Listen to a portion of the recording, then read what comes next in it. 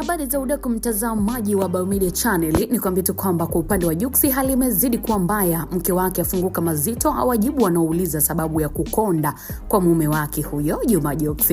Habari, karibu sana mtazamaji, tuendelee kutazama hili kwa kina kabisa. Ni mwanadada Priscilla, mwanamke kutoka nchini Nigeria ambaye amefunguka kukonda kwa Jux baada ya kampeni ya Free Jux kushika kasi katika mitandao ya kijamii. Mke wa Jux amewajibu wote wanaohamasisha kampeni hiyo, ambako Priscilla katika utambulisho wake ukurasa wa Instagram amejitambulisha kama Mrs. Free Jux, hatua ambayo inatafsiriwa kuwa ameiona kampeni hiyo. Sasa kampeni ya Free Jux imekuja baada ya kuwepo madai kuwa mwanamuziki huyo amekonda sana baada ya kufunga ndoa na mwanadada Priscilla huyo kutoka nchini Nigeria.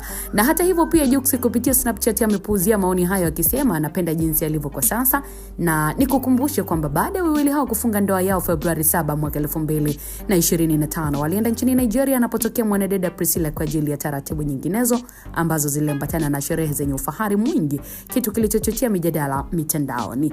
Mpangilio wa tukio zima hadi kufikia tamati ilikuwa ni gumzo, huku baadhi wakihoji kuhusu gharama hadi kuibuka madai kwa Jux alikopa fedha kiasi cha shilingi bilioni 1 ili kufanikisha tukio hilo, madai aliyoyakanusha vikali. Hatimaye Mei 28, 2025 katika ukumbi wa The Superdome ndiko ambako Jux na Priscilla walifanya harusi yao kubwa kabisa, ikiwa ni kilele cha mfululizo sherehe tangu walipofunga ndoa yao Februari 7, ikiwa ni miezi 8 na uhusiano wao historia yao niko namna hivyo.